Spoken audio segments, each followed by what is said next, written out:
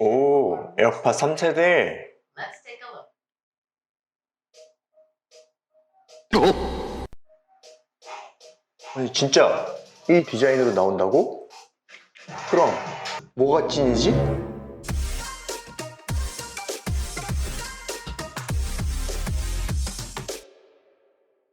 안녕하세요, 유립입니다. 지난밤 애플 이벤트에서 드디어 에어팟 3세대를 발표했습니다.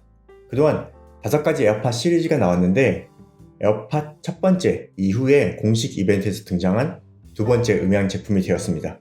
그런데 설마 했던 이 3월에 유출된 디자인 그대로 이거 그대로 나왔어요. 이번 애플 이벤트에서 새로운 M1 프로와 M1 맥스가 등장하면서 이 에어팟 3세대가 많이 묻히긴 했어요. 에어팟 3세대가 어떻게 나올지 애플에서 발표한 내용 정리해 보도록 하겠습니다. 일단 제가 가지고 있는 이 에어팟처럼 생긴 물건은 중국에서 만든 짭입니다. 그럼 이미 이런 디자인이란 건 확정된 것이고, 이 디자인이 유출된 것은 공장에서 제품 생산이 들어갔기 때문에 이렇게나 똑같은 제품이 나왔을 거라 생각이 되는데, 이제서야 출시하는 것은 어떤 이유가 있지 않았을까 생각해 봅니다. 그리고 에어팟 프로 2세대는 올해 하반기에 출시될 예정이라고 루머가 있었는데 자연스럽게 내년으로 미뤄지지 않았을까 생각이 드네요. 자, 이렇게 보면 정말 각도도 그렇고 굉장히 비슷합니다. 에어팟 프로에서 이어팁을 뺀 디자인이죠. 심지어 제가 말도 안 된다고 했었던 이 부분 디자인도 비슷합니다. 포인트가 같아요. 그런데 비슷하게 보이지만 자세히 보면 감지 센서가 아닌 메쉬로 보입니다. 음향과 관련된 기능을 할 것으로 보이네요. 그리고 케이스는 에어팟 프로 대비 가로폭이 줄어든 모습이고 맥세이프를 지원한다고 합니다. 그리고 에어팟 프로도 오늘부터 충전 케이스가 맥세이프를 지원하는 케이스로 변경된다고 해요. 그래서 애플 매장 픽업도 안 되고 쿠팡 재고도 없습니다. 기능은 어떤 변화가 있을까요? 2세대와 똑같은 H1 칩이 탑재되었고 동적 머리 추적 기술로 구현하는 공간 음향이 탑재됩니다. 그러니까 제가 보기에는 2세대에도 공간 음향을 넣을 수는 있지만 안 넣어줬다고 볼 수 있겠네요. 에어팟 3세대에서 지원하는 공간 음향은 돌비 애트모스를 주로 사용하는데요. 돌비 애트모스에 대한 자세한 내용은 이 영상을 확인해주세요. 그리고 3세대에서 IPX4 등급 방수가 가능해졌고 충전 케이스도 IPX4 등급 방수를 지원합니다. 이 충전 케이스 방수 지원은 제가 알기론 이어폰 최초입니다.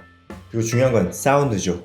브랜뉴 로우 디스토션 드라이버인데 홈페이지에는 하이 익스커션 애플 드라이버를 탑재했다고 합니다.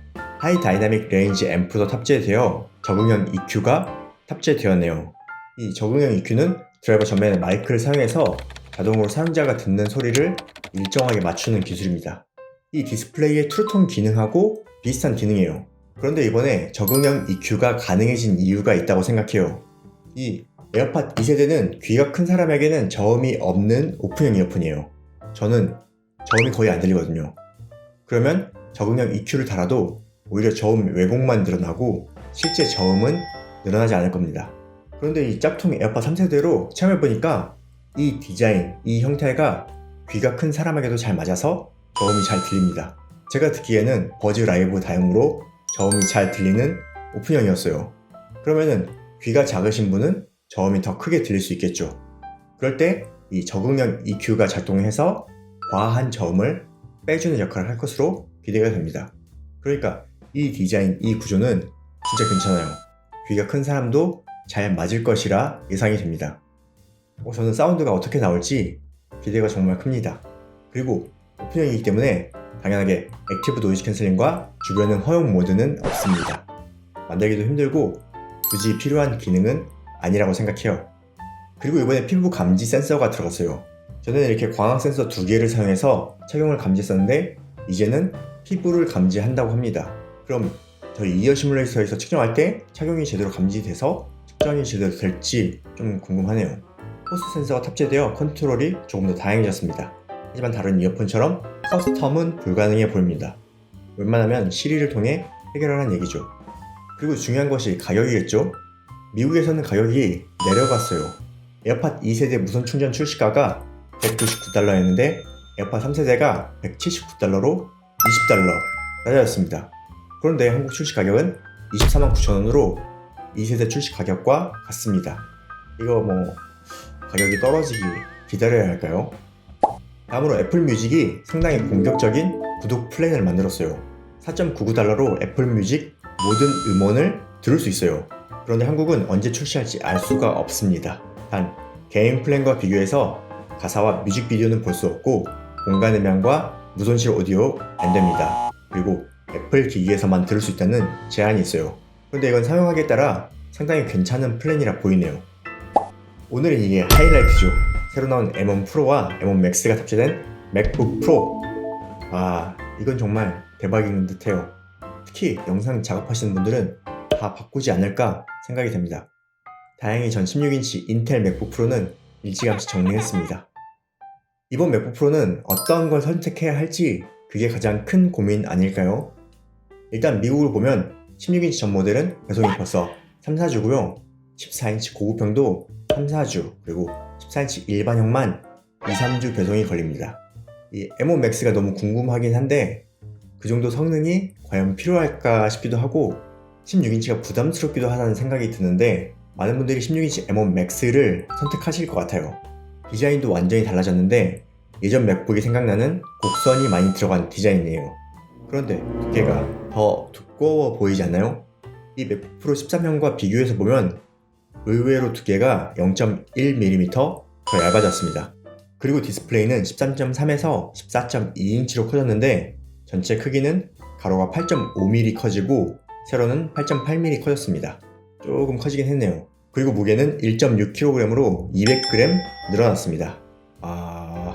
그런데 성능 향상에 비하면 괜찮은 것 같기도 해요.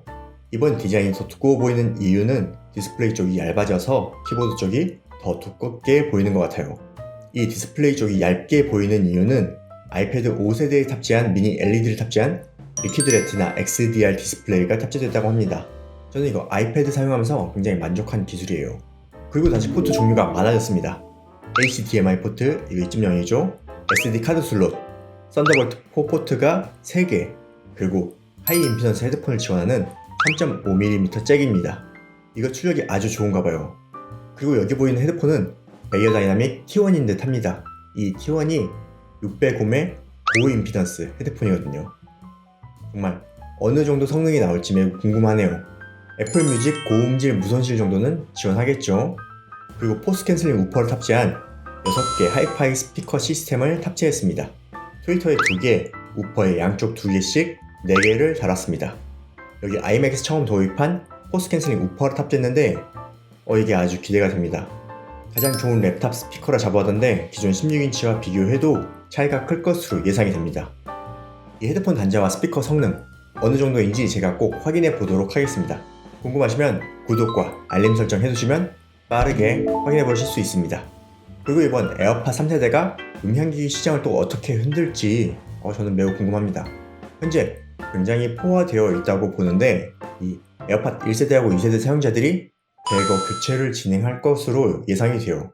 그럼 또 이 에어팟 판매량이 엄청나게 늘어날 것으로 보이네요. 일단 저도 에어팟 3세대는 주문을 해놨습니다. 배송이 오는 대로 빠르게 성능을 확인해 보도록 하겠습니다. 역시 음향은 영립이죠. 에어팟과 맥북 프로 궁금한 점 있으시면 댓글로 남겨주세요. 제가 최대한 확인해 보도록 하겠습니다. 그럼 전 다음 영상으로 찾아뵙겠습니다. 시청해주셔서 고맙습니다.